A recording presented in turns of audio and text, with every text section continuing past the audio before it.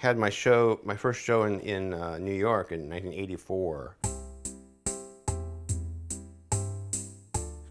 Even back then, it was really completely taboo to use epoxy, but it's more like the mentality of like a potter.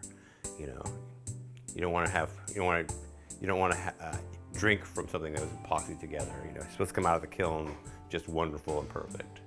And if there's a flaw in it, you throw it away. Well, that's not my work. But that was the same mentality that was as a painter. You know, the painter, you know, the thing is that everything had to be perfect and done just precisely. And it was like this whole anal kind of attitude that I was trying to run away from. You know, I wasn't interested in that. I was interested in more experimentation, more freedom, without expectation. The only expectation I had was to make something that was exciting. That was basically the one thing that I wanted to have happen. I was a painter who decided to go into sculpture. I saw how clay was. I liked the freedom of it.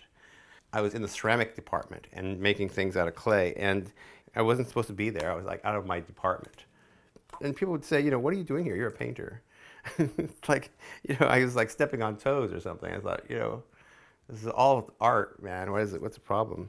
And when things blew up, I'd like piece it together, and I'd just like this, but then I would make a completely brand new piece from all the shards.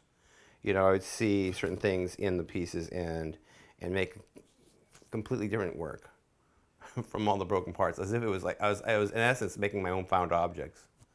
This project here is completely different because I want to put it back as much to the original state as possible. I'm not going to be able to because it's already broken.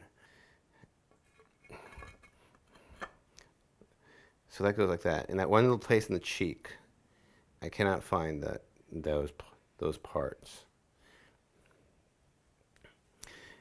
So all of this is kind of philosophical because I could always just fill it in and in-paint it. But for some reason in my mind, I think it's really good to really find as much of it as I can.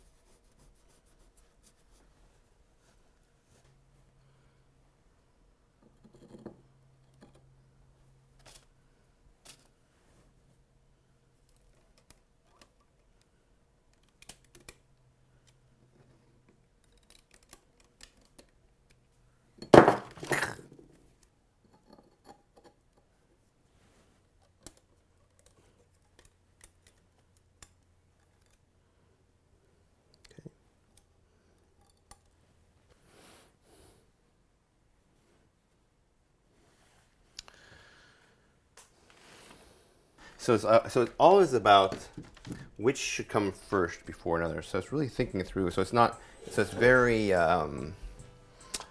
procedural, like doing an operation. Even though I didn't know nothing about what that's like, but kind of like what comes first and what comes second and what comes third.